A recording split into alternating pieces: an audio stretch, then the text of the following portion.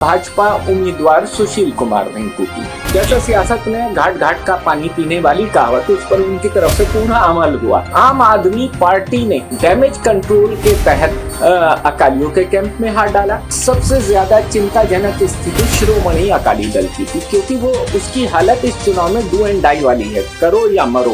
ये मुमकिन है सियासत में कि सब लोग एक वेव बना दें आउटसाइडर इनसाइडर की। उसमें सबसे कमजोर साबित होंगे चरणजीत चन्नी। सबसे बड़ा लेफ्ट जो चीजें कर रहे हैं, तमाम राजनीतिक दल के स्थानीय मुद्दों की बात नहीं हो रही। कोई इधर की बात कर रहा है, कोई उधर की बात कर रहा है, कोई मतलब उनके पास वाकई ठोस मुद्दे नहीं है। कांग्रेस और अकाली दल के पास सबसे बड़ी चुनौती है कि दोनों के पास ना केंद्र की सत्ता है ना राज्य की सत्ता। तो वो गारंटीज और वादे तो कर रहे हैं, वो चुनावी घोषणा पत्र ला रहे हैं, लेकिन क्या मतदाता उस पर भरोसा करेंगे? क्या ये चुनाव में मुद्दा है रेवेन्यू का एक बड़ा पार्ट? क्या जालंधर पेरिस बन गया है?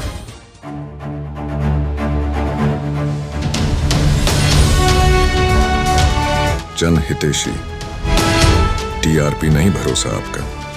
तो भारत में लोकसभा चुनाव का आगाज हो चुका है। इसी के बीच में कैंडिडेट्स को भी पार्टियों की तरफ से मैदान में उतार दिया गया है और पहले फेज की वोटिंग भी हो चुकी है। पर अगर पंजाब की बात करें तो पंजाब में अभी वोटिंग होनी बकाया है। पर इसी के बीच बहुत से कैंडिडेट्स को बहुत सी लोकसभा सीटों के ऊपर पार्टियों की तरफ से अभी मैदान में उतारना बाकी है। पर इसी के बीच अगर हॉट सीट जालंधर की बात करें तो जालंधर में अभी सभी पार्टियों की तरफ से अपने कैंडिडेट्स के नाम ऐलान दिए गए हैं। तस्वीर साफ हो चुकी है कि किन कैंडिडेट्स के बीच में लोकसभा सीट के ऊपर वोटिंग होगी। और इसी के बीच ये भी बता देते हैं आपको कि दलित चेहरा काफी पार्टियों की तरफ से नामी कई दिग्गज दलित कैंडिडेट्स को मैदान में उतारा गया। तो आज हमारे साथ इस मुद्दे के ऊपर, जो जालंधर लोकसभा हॉट सीट कहलाई जाती है, उसके ऊपर हमारे साथ senior political reporter Nadeem Ansari ji जुड़े हैं। तो हम उनका स्वागत करेंगे। स्वागत है नदीम जी आपका। नमस्कार जी, सभी को आदाब, सत श्री अकाल।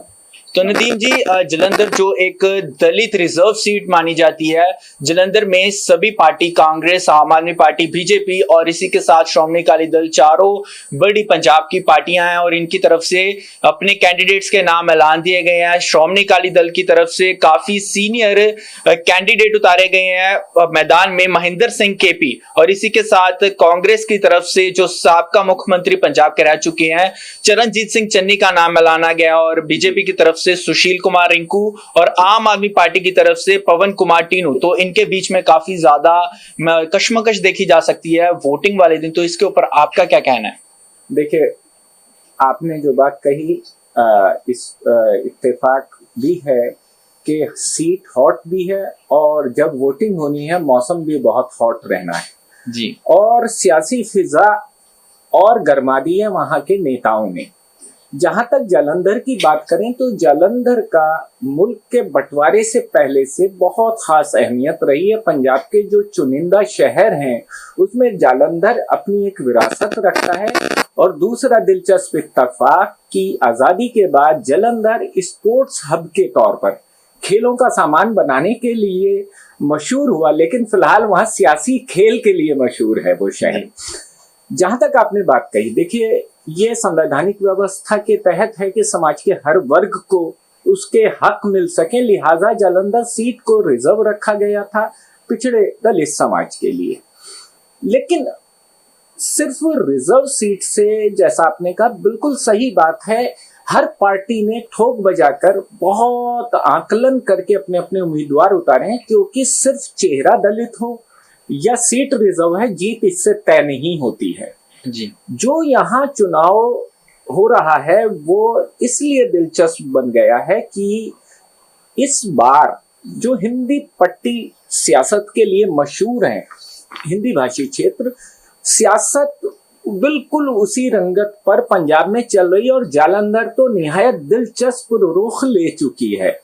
आपने देखा, बात करते हैं हम भाजपा उम्मीदवार सुशील कुमार रिंकू की। जैसा सियासत में घाट घाट का पानी पीने वाली कहावत, उस पर उनकी तरफ से पूरा अमल हुआ। उन्होंने कांग्रेस का भी घर देखा है, बिल्कुल वहां चुनाव लड़ा, वो आम आदमी पार्टी में रहे और सबसे दिलचस्प बात, आम आदमी पार्टी से उपचुनाव जीतकर सांसद बनते हैं, दोबारा उनका टिकट ऐलान दिया जाता है और उसके बाद अचानक वो यू टर्न लेते हैं और सीधे भाजपा का कमल खिलाने पहुंच जाते हैं।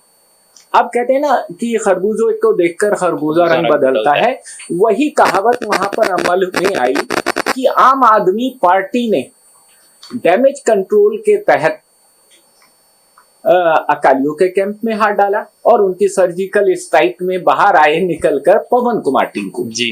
उनकी भी शख्सियत, उनकी फैमिली बैकग्राउंड दलित समाज में अच्छे रसूख के तौर पे जानी जाती है। रही बात कांग्रेस की, कांग्रेस ऑलरेडी अपने कैंडिडेट को सामने ला चुकी थी और उन्होंने भी एक चर्चित चेहरा, सियासी बैकग्राउंड देखते हुए चरणजीत सिंह चन्नी को अपना उम्मीदवार बनाया, जो पहले विधायक रहे और किस्मत से इस सूबे के मुख्यमंत्री भी रहे हैं जी। इन सब के बीच में सबसे ज्यादा चिंताजनक स्थिति शिरोमणि अकाली दल की थी, क्योंकि वो उसकी हालत इस चुनाव में डू एंड डाई वाली है, करो या मरो। क्योंकि सरवाइव करने के लिए, अकाली दल का वजूद फिर से कायम करने के लिए, उसके नो डाउट शिरोमणि अकाली दल के प्रधान सरदार सुखबीर सिंह बादल पूरी शिद्दत से लगे हुए हैं। ऐसे में उनको एक सियासी झटका लगता है, उनके पुराने टकसाली नेता पवन कुमार टिंकू चले जाते हैं पार्टी छोड़। लेकिन कहा ना कि सब एक ही राह पर हैं सियासी ट्रैक पर। उन्होंने भी एक जबरदस्त सर्जिकल स्ट्राइक की। कांग्रेस के एक कहा जाए मजबूत पिलर, सबसे टकसाली, सबसे दिग्गज नेता मोहिंदर सिंह केपी, उन्होंने असंतुष्ट चल रहे कई दशक से कांग्रेस के लिए खानदान से जुड़े रहने वाले शख्स मोहिंदर सिंह केपी, सियासत में एक फिल्मी अंदाज में कहा जाता है बस नाम ही काफी है, इस बात में कोई शुबह नहीं। मोहिंदर सिंह केपी सियासत का एक ऐसा नाम है पंजाब में कि नाम लेने से ही लोग उनका वजन समझ लेते हैं। ये उन हालात में शान जी कहा जा रहा है जब हम और आप, खासकर आप नौजवानों की जमात में हैं, जब आपने होश नहीं संभाला तब केपी जैसे लोग और संतोष चौधरी जैसे लोग कांग्रेस का झंडा बुलंद करते थे, अगुवाई करते थे। अफसोसनाक पहलू है कि इस पिछली बार भारत जोड़ो यात्रा के दौरान राहुल गांधी की कांग्रेस की यात्रा चल रही थी और कांग्रेस के साबका सांसद चौधरी संतोष हार्ट फेल होने से उनकी डेथ हो गई थी। उनकी धर्मपत्नी को उपचुनाव भी लड़ाया गया, इत्तेफाक से वो हार गई, लेकिन इस बार वो फिर रिजिड थे कि ये मेरी कर्म भूमि है, मुझे यहीं से टिकट दिया जाए। हालांकि कांग्रेस ने, शायद उनके मैनेजर्स ने, इलेक्शन मैनेजर्स ने, उनके रणनीतिकारों ने काफी समझाया भी होगा, क्योंकि उनके बेटे खुद कांग्रेस के ही टिकट से विधायक हैं, चौधरी विक्रमजीत सिंह। लेकिन चूंकि सियासत में जो आते हैं उनकी अपनी महत्वाकांक्षाएं होती हैं और कुछ अति महत्वाकांक्षी होते हैं। जो भी हो, कुल मिलाकर ये हुआ कि वहां पर चन्नी जी को रिप्लेस नहीं किया जा सकता था। नतीजतन करमजीत चौधरी, स्वर्गीय चौधरी साहब की धर्मपत्नी, वो भाजपा में शामिल हो। पर नदीम जी, आपको नहीं लगता कि कांग्रेस के काफी दिग्गज नेता हैं चरणजीत सिंह चन्नी और महेंद्र सिंह केपी, उनसे भी काफी ज्यादा सीनियर नेता रह चुके हैं और कांग्रेस से काफी लंबे समय से जुड़े हुए हैं, और कहीं ना कहीं जलंधर की सीट की बात करें तो जलंधर में काफी ज्यादा कांग्रेस को दिक्कत परेशानी का सामना करना पड़ रहा था, क्योंकि नाम को लेके, जलंधर से कैंडिडेट के नाम को लेके काफी ज्यादा पार्टी में एंटी ग्रुप्स बनने शुरू हो गए थे, जिसकी वजह से कई ऐसे बयानबाजियां भी देखने को मिली थी कैंडिडेट्स को लेकर। कई पार्टी छोड़ने के लिए भी राजी हो चुके थे। पर इसी के बीच में अगर चरणजीत सिंह चन्नी का जब नाम सामने आता तो उसके बाद महेंद्र सिंह केपी का एकदम से यू टर्न लेके श्रोमणी अकाली दल में चले जाना, तो कांग्रेस कहीं डगमगाती नजर आ रही है जलंधर के अंदर। बिल्कुल, देखिए सियासत के चश्मे से जब आप चीजों को देखते हैं तो कोई एक मुद्दा होता है जिस पर विनिंग कैंडिडेट उभर के आता है जी। वहां आप एक खास बात देखेंगे, रिंकू लोकल हैं, भाजपा के उम्मीदवार, मोहिंदर सिंह केपी अकाली दल के उम्मीदवार लोकल हैं, तीसरे पवन कुमार टीनू आम आदमी पार्टी के, वो भी लोकल हैं। चरणजीत चन्नी जी कांग्रेस के, उनके खिलाफ एक ही चीज जो कांग्रेस के आपसी फूट की वजह से बाहर आई है, आउटसाइडर इनसाइडर वाला सवाल। कहीं ऐसा मुमकिन हो सकता है, ये मुमकिन है सियासत में, कि सब लोग एक वेव बना दें आउटसाइडर इनसाइडर की, उसमें सबसे कमजोर साबित होंगे चरणजीत चन्नी। आपने पीछे देखा होगा उन पर एक तंज कसा था, विक्रम चौधरी एमएलए जो हैं वो उनसे खफा चल रहे थे कि चन्नी जी ने यहाँ आकर मकान किराए पे लिया है, जीतने के बाद वापस लौट जाएंगे। एक डायलॉग उन्होंने उछाला। दूसरा डायलॉग था कौन जाएगा उनसे नदी पार काम कराने। उनका तंज था कि हमारे पंजाब में पंजदरिया हैं, उनके हिसाब से चीजें बटी हुई हल्के बटे हुए। उनका कहने का तंज का मकसद था आउटसाइडर इनसाइडर। और सबसे कांग्रेस के लिए चिंताजनक पहलू ये है कि डैमेज कंट्रोल में देरी हुई। आज उन्होंने डिसिप्लिनरी एक्शन लिया है, आज चौधरी को पार्टी से इंचार्ज ने, पार्टी इंचार्ज देवेंद्र यादव ने बाहर किया जी। लेकिन इसके दो पहलू हैं। जब आप किसी को अपनी बंदिश में रखते हैं, वो जब तक कांग्रेस में थे तो फिर भी शायद कुछ संतुलित बोल रहे थे, अब ये भी मुमकिन है वो कांग्रेस से बाहर हैं तो वो आजाद हैं, आजाद ठीक, तो हो सकता है वो इससे तीखा बोले, कुछ खतरनाक। अच्छा, जहां तक सियासत का सवाल है, सियासत में अब मर्यादाएं जैसी चीजें अब नहीं रही। वो पुरानी सियासत नहीं है, कोई किसी की निजी बातें उठा रहा है, कोई किसी के पोस्टर लगवा रहा है, कोई किसी को मौका परस्त बता रहा है, कोई किसी को बाहरी बता रहा है। सबसे चिंताजनक पहलू ये है, जालंधर भी समस्याओं से ग्रस्त है पंजाब के दूसरे हलकों की तरह, लेकिन वह स्थानीय मुद्दों की कोई बात नहीं कर रहा। एक सूरत हो सकती है, अगर कोई भी उम्मीदवार स्थानीय मुद्दे उठाता है, जनहित के मुद्दे उठाता है, तो जनता बहुत हद तक आकर्षित होगी। इसी के बीच महेंद्र सिंह केपी की बात करें तो काफी दिग्गज नेता हैं जी। और श्रोमणी अकाली दल जो डगमगाती कई विधानसभा, अगर विधानसभा इलेक्शंस की बात करें या फिर उससे पहले लोकसभा इलेक्शंस की बात करें तो काफी लंबे समय से डगमगाती नजर आ रही है।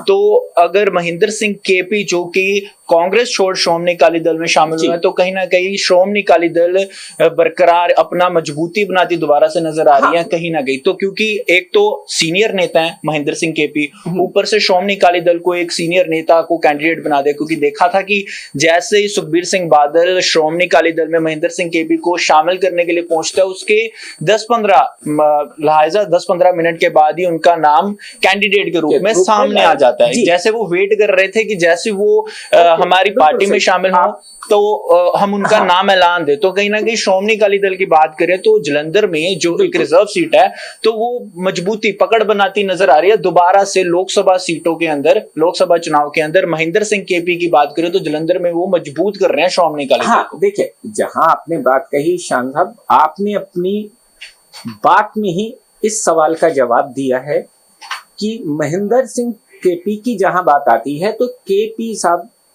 का सियासी कद इतना बड़ा है कि जो मर्यादित राजनीति है, क्योंकि अब खुद सुखबीर बादल श्रोमणी अकाली दल के मुखिया बहुत परिपक्व हो चुके हैं। उन्होंने उनके घर जाकर अगर उनको ज्वाइनिंग कराई है तो ये उनके लिए राजनीतिक सम्मान, उनके कद की कदर है। दूसरी बात आपने कहा, जो बात मैं भी कह रहा था और आप भी इत्तेफाक करें कि केपी साहब का एक लंबा तजुर्बा है जी। अगर वो उसके आधार पर स्थानीय मुद्दों को उठाते हैं, क्योंकि आज पंजाब में की राजनीति में सबसे बड़ी शून्यता, सबसे बड़ा ड्रॉबैक, सबसे बड़ा लैप्स जो चीजें कर रहे हैं तमाम राजनीतिक दल के, स्थानीय मुद्दों की बात नहीं हो रही। कोई इधर की बात कर रहा है, कोई उधर की बात कर रहा है, कोई मतलब उनके पास वाकई ठोस मुद्दे नहीं है। अगर ये महेंद्र सिंह केपी कर जाते हैं जी, तो ऑलरेडी एक टकसाली पार्टी उनके साथ है, उनका चेहरा है और तीसरे मुद्दे उनका काम करेंगे। लेकिन ये देखिए, हम आप दोनों निष्पक्ष पत्रकारिता के पैरोकार हैं। हम ये नहीं कहते कि ये करिश्मा सिर्फ वही कर सकते हैं। कई बार समझ परिपक्वता से ये काम पवन कुमार टीनू भी कर सकते हैं आम आदमी पार्टी की तरफ से, क्योंकि उनके साथ एक प्लस पॉइंट है कि उनकी राज्य में सत्ता है। ये सुशील कुमार रिंकू कर सकते हैं क्योंकि उनकी केंद्र में सत्ता है। सत्ता से मतलब ये होता है कि आप जब कोई गारंटीज देते हैं चुनाव में, जब वादे करते हैं, तो आपकी पार्टी से कोऑर्डिनेशन होकर आप कमिटमेंट करते हैं और आपके पास उसकी कुव्वत है। वादा पूरा करने के लिए आप अपनी पार्टी के साथ मिलकर इसके ऊपर मीटिंग कर सकते हो। इसमें सिर्फ चुनौती है तो भाजपा और कांग्रेस और अकाली दल। क्यों? अभी भविष्य का नहीं पता। अकाली दल में अगर कोई कमिटमेंट किया जाएगा तो उस कमिटमेंट को पूरा करने के लिए या तो केंद्र की सत्ता में साझेदारी हो या राज्य की सत्ता पर कब्जा हो या साझेदारी। पर देखने मिला कि श्रोमणी अकाली दल, जो कि लोगों में काफी चर्चा थी कि भाजपा के साथ दोबारा गठजोड़ देखने मिल सकता है, पर वो मिला ही नहीं। हाँ, देखिए कुछ चीजें पॉलिटिक्स में कुछ माइनस होते हैं किसी पार्टी के, तो कुछ उसके पॉजिटिव प्लस भी होती हैं चीजें। अगर शिरोमणि अकाली दल ने कहीं ना कहीं पंजाब का मूड समझते हुए, मिजाज को समझते हुए, किसान आंदोलन के मद्देनजर गठजोड़ नहीं किया, केंद्र की सत्ता का सुख छोड़ा है, तो उसका कहीं काफी हद तक इसलिए लाभ मिल रहा है कि अकाली दल का कहीं ऐसा विरोध नहीं हो रहा जैसा भाजपा का लगातार विरोध हो रहा है किसान विरोधी बता के। सवाल ये है कि कांग्रेस इस मुद्दे पर तो कोई नुकसान में नहीं है, अकाली दल भी नहीं है, आम आदमी पार्टी भी नहीं, भाजपा का नुकसान है। लेकिन किसी एक मुद्दे पर नुकसान होना कुछ नहीं होता। बीजेपी लगातार गारंटीज अपनी सामने रख रही है, उसके पास ये चीज है। कांग्रेस और अकाली दल के पास सबसे बड़ी चुनौती है कि दोनों के पास ना केंद्र की सत्ता है ना राज्य की सत्ता। तो वो गारंटीज और वादे तो कर रहे हैं, चुनावी घोषणा पत्र ला रहे हैं, लेकिन क्या मतदाता उस पर भरोसा करेंगे? पर अगर मतदाता की बात करें तो अगर भाजपा कैंडिडेट सुशील कुमार रिंकू की बात करें तो कहीं ना कहीं लोगों में यह भी चर्चा है कि अगर वो आम आदमी पार्टी की तरफ से, जो आम आदमी पार्टी ने उनकी सीट रिजर्व रख के दोबारा से कैंडिडेट लाना था, बाई इलेक्शंस में वो आम आदमी पार्टी की तरफ से जीते थे, तो अगर आम आदमी पार्टी की तरफ से ही वो लड़ते तो कहीं ना कहीं लोगों में चर्चा कि उनके जीतने के जो परसेंट चांसेस थे ना वो ज्यादा थे जब उनकी तरफ से यू टर्न लेके भाजपा में शामिल हुए और भाजपा की तरफ से उनका नाम दोबारा से कैंडिडेट के लिए रिजर्व सीट रख के ऐलान दिया गया जलंधर में, क्योंकि वो पहले भी लोकसभा सांसद रह चुके हैं आम आदमी पार्टी की तरफ से, तो भाजपा में शामिल हुए तो भाजपा ने भी कैंडिडेट ऐलान दिया। तो कहीं ना कहीं उनके लिए खतरा बनता नजर आ रहा है, क्योंकि भाजपा का विरोध पंजाब में हो रहा है, लेकिन उनको दोबारा से अगर कैंडिडेट ऐलान दिया तो पीछे जब वो भाजपा में शामिल हुए थे तो लोगों ने, उनके ही हल्के के लोगों ने उनका विरोध भी किया था। उनकी पार्टी के जो पहले आम आदमी पार्टी के उनके जो वर्कर समर्थक थे उन्होंने भी विरोध किया। तो कहीं ना कहीं सुशील कुमार रिंकू के लिए ये मुश्किल बनती नजर आ रही है। ये लोगों में भी काफी ज्यादा चर्चा देखने मिल रही है। तो भाजपा कहीं ना कहीं जलंधर में डगमगाती नजर नहीं आ रही आपको? ना, देखिए इसमें दो चीजें साफ है। पहली चुनौती रिंकू जी के लिए भाजपा के प्लेटफॉर्म पर आने के बाद है, वो है किसानों का विरोध जी, जो देहात क्षेत्र में होगा। दूसरी चुनौती है कि चुनाव चाहे लोकसभा का हो या विधानसभा का, मतदाता दोनों तरह से आते हैं। उनकी केंद्र में सत्ता है, वो उनके पिछले 5 साल के रिपोर्ट कार्ड के आधार पर भी आकलन कर रहे हैं कि हमें भाजपा ने क्या दिया। बिल्कुल, और जाहिर करना चाहिए। हो सकता है सुशील कुमार रिंकू इस बात से डर रहे थे कि बेशक उन्होंने बाई इलेक्शन तो जीत लिया, लेकिन कहीं रिपोर्ट कार्ड, उनको हो सकता है ये रिपोर्ट हो कि राज्य की आम आदमी पार्टी जो है सरकार, उसके खिलाफ भी इनकम्बेंसी लागू हो रही है। बिल्कुल, तो ऐसा हो सकता है कई बार आपके क्षेत्र, आपके चुनाव के मुद्दों के आधार पर मतदाता केंद्र या राज्य की सत्ता का आकलन करते हैं। अगर जनता के बीच में ये है मैसेज, फर्ज कीजिए कि जैसा आप कह रहे हैं कि रिंकू शायद डर के उधर गए, तो और अगर जनता के बीच में मैसेज है कि केंद्र सरकार राज्य की आम आदमी पार्टी सरकार के कामों में अड़ंगा लगा रही, तो मतदाता का झुकाव उस तरफ हो जाएगा, हमदर्दी इधर होगी। और अगर राज्य की जनता को लग रहा आम आदमी पार्टी कुछ नहीं कर रही, अब केंद्र के दावे सही हैं कि हमारी दी हुई जो सहयोग राशि है उसका उसने दुरुपयोग किया, ये बिल्कुल सही है। मतदाता आज की तारीख में बहुत जागरूक हो चुका है। तो ये कोई फैक्टर नहीं है कि अंदरूनी और बाहरी, ये फैक्टर नहीं है मौका परस्त, पूरी ही सियासत मौका परस्ती पर चल रही है। ये कोई फैक्टर नहीं है कि ये दलित है, रिजर्व सीट है, सभी कैंडिडेट हैं। मुद्दा यही है फिर घूम फिर कर कि कौन कैंडिडेट मतदाताओं को ठोस बुनियादी मुद्दे उठाकर रिझा सकता है, एक बड़ा लेवल पे मुद्दों को उनके हल कर सकता है, जो रोजाना तौर पे उनसे बातचीत करे, उनके मुद्दों को सुने। हाँ, परंपरागत राजनीति का दौर खत्म हो गया कि ये चौधरी साहब के खानदान से हैं, ये फला साहब के खानदान से हैं, इनका बड़ा नाम है, ये मुख्यमंत्री के बेटे हैं। आप एक मिसाल देखिए ना, लुधियाना में बेअंत सिंह के पोते 3 बार के सिटिंग एमपी बीजेपी में चले गए। क्यों? काफी सरप्राइजिंग था वो। क्यों? वो सरप्राइजिंग इसीलिए कि उनका अपना आकलन होगा, शायद मुझे यहाँ जनता नापसंद करेगी कांग्रेस के। पर अगर हम जलंधर की बात करें तो पवन कुमार टीनू, जो कि श्रोमणी अकाली दल में बहुत लंबे समय से जुड़े हुए थे, उनके पिताजी काफी लंबे समय तक श्रोमणी अकाली दल का हिस्सा थे। पवन कुमार टीनू ने बहुत से विधानसभा इलेक्शन लड़े हैं श्रोमणी अकाली दल की तरफ से, पर एकदम से उनकी तरफ से यूटर्न लेके आम आदमी पार्टी के साथ जुड़ जाते हैं, तो आम आदमी पार्टी की तरफ से उनको कैंडिडेट ऐलान दिया जाता है। तो ये भी एक बहुत सरप्राइजिंग चीज है। अभी हम एक चीज कह रहे थे कि इस मौका परस्ती की राजनीति की वजह क्या है, आपको ये समझना होगा। मौका परस्त इंसान कब होता है? जब फायदा हो रहा हो या नुकसान का डर हो। जी। आज सारे नेता, हर दल की एक सी स्थिति है पंजाब में, कोई इधर चला कोई उधर चला। ये क्यों हो रहा है? मुझे अपने पर भरोसा नहीं है। पवन कुमार टीनू हो सकता है ये सोच रहे हो कि शिरोमणि अकाली दल की जो पिछले लोकसभा और विधानसभा चुनाव का प्रदर्शन है उसमें वो पिछड़ी है, तो अगर मैं इस पार्टी के साथ रहता हूं तो मैं नुकसान में रहूंगा। अगर उन्हें यह भरोसा होता मेरा व्यक्तित्व, मेरा चेहरा मजबूत है, मेरे मुद्दे ठोस हैं, तो वो अकाली दल में भी रह के करिश्मा कर सकते।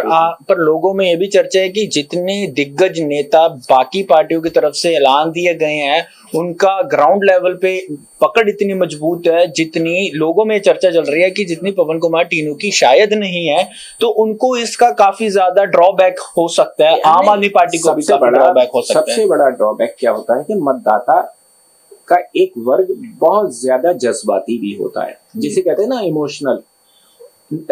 राजनीति में इसीलिए इमोशनल अत्याचार एक टर्म आई थी।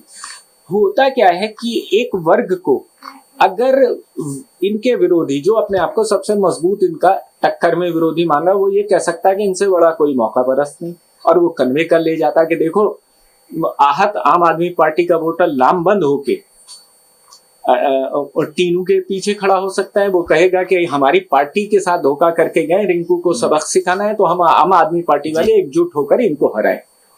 चन्नी जी के साथ सबके अपने ड्रॉबैक हैं। चन्नी जी के साथ अगर इमोशनल वोटर को तीनों कैंडिडेट में कोई, उनके राइवल्स में कोई ये समझा ले जाता है चन्नी जी बाहरी हैं, तो वो बाहरी और अंदरूनी का झगड़ा होता है। हमारे हर जगह होता है, हमारे मोहल्ले में भी हर जगह होता है, सोसाइटी में, कम्युनिटी में, कि ये बाहर के हैं ये अंदर के हैं। आज भी सोसाइटी इन चीजों से, अंदर बाहर वाले, आउटसाइडर इनसाइडर से ऊपर नहीं उभरी, क्योंकि जातिवाद, क्षेत्रवाद ये कूट कर आज भी बरकरार वोटरों है। के दिमाग में राजनेताओं ने भर दिया है।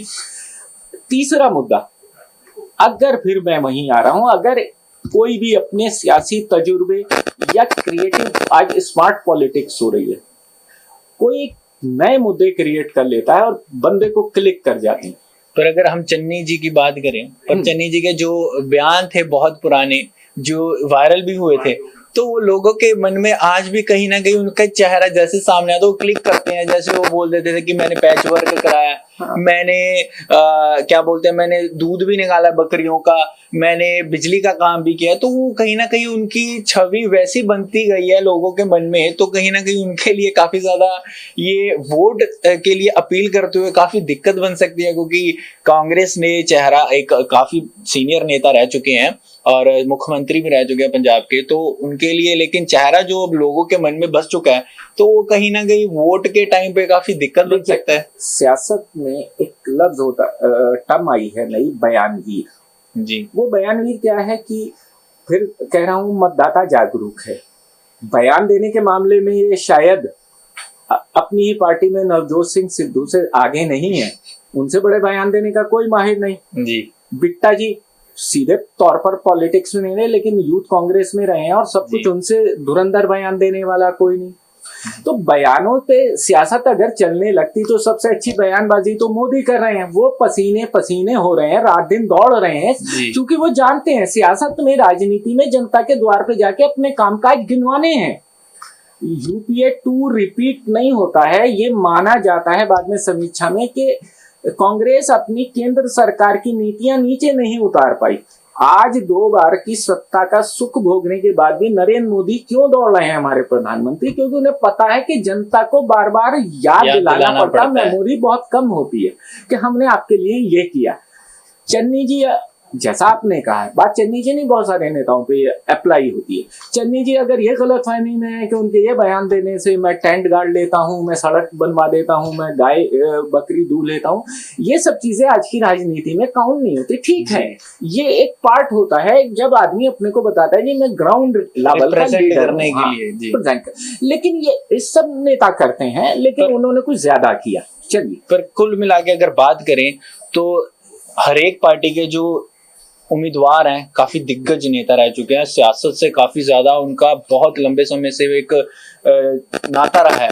पर इसके बीच में आपका क्या एक विचार है कि कौन सी पार्टी को ज्यादा फायदा हो सकता है कौन से कैंडिडेट से? क्योंकि लोग अब जागरूक हो चुके हैं और अगर अंत में बात करें तो चारों कैंडिडेट बहुत एक कहते हैं कि जड़ से जुड़े हुए हैं, जलंधर की जड़ से जुड़े हुए हैं, चन्नी जी को छोड़ गए क्योंकि उनका काफी ज्यादा विरोध भी हुआ था। पर अगर बात करें चन्नी जी की तो उन्होंने भी मजबूती पकड़ कर ली है कहीं ना कहीं। पर अगर लोगों की बात करें तो आपका क्या विचार है, कौन सी पार्टी को ज्यादा फायदा हो सकता है इस लोकसभा जलंधर सीट के ऊपर? देखिए, अगर जलंधर सीट की बात करें, सियासत के पूरे सिनेरियो में पहले कांग्रेस अकाली दल का मुकाबला रहता था, फिर बीच में आम आदमी पार्टी दाखिल हुई, भाजपा अब के इंडिपेंडेंट आई अकेले जी पहली बार। हाँ, तो मुकाबला चौकोना है बहुत जगह, और जलंधर भी यही आसार नजर आ रहे हैं। आप कांग्रेस का चाहे कैंडिडेट बाहर से हो, आप उसे इग्नोर नहीं कर सकते। मैंने एक बात कही थी आपसे शुरुआत में, वो मजाक वाले लहजे में, लेकिन वो बहुत गंभीर बात है। स्पोर्ट्स हब जलंधर आज क्यों पिछड़ रहा है, जिसमें दुनिया के तमाम देशों में अपने यहाँ के बने हुए स्पोर्ट्स प्रोडक्ट्स भी? क्या ये चुनाव में मुद्दा है? रेवेन्यू का एक बड़ा पार्ट। क्या जलंधर पेरिस बन गया है? वहां की सड़कें, स्ट्रीट लाइट, पानी, बिजली, सारी बुनियादी चीजें। क्या जलंधर में सारे लोग अमीर हैं? रिजर्व सीटें वहां दलित समाज, पिछड़ा समाज, आर्थिक रूप से कमजोर एक बड़ा तबका रहता है। क्या उनकी कोई बात हो रही है चुनाव में? क्या एजुकेशनल इंस्टीट्यूट की बात हो रही है? क्या हेल्थ इंफ्रास्ट्रक्चर की बात हो रही है? क्या रोजगार की बात हो रही है? क्या इंडस्ट्री लगाने की बात हो रही है? जब ये चीजें गायब हैं तो मुकाबला चौकोना है। सही बात। वो जो भी मुद्दे लाएगा फिर वो सारा मुकाबला अपनी तरफ मोड़ लेगा, बाकी कैंडिडेट उसके सामने वो एक बड़ा चैलेंज बन सकता है। फिलहाल तक जो नजर आ रहे हैं, जलंधर में मुकाबला चौकोना है। कौन ऊपर रहेगा कौन नीचे, ये मतदाता जनता जनार्दन तय करेगी। कुल मिला के अगर जलंधर जो एक दलित सीट कही जाती है उसको देखकर हर एक पार्टी की तरफ से एक दिग्गज दलित चेहरा उम्मीदवार मैदान में उतार दिया गया, लेकिन अब ये जनता तय करेगी कि असल में उनके मुद्दों के ऊपर, उनकी जो परेशानियां उसके ऊपर कौन सी पार्टी ज्यादा से ज्यादा जल्दी हल करती है। उनके साथ रोजाना तौर पे कौन सा कैंडिडेट अगर जीतता है तो वो उनके मुद्दों को सांसद और संसद में उठाएगा, तो वो देखना होगा। लेकिन तब तक के लिए हमें इजाजत दीजिए और ऐसे मुद्दों को लेकर आपके सामने पेश होते रहेंगे। तब तक के लिए धन्यवाद।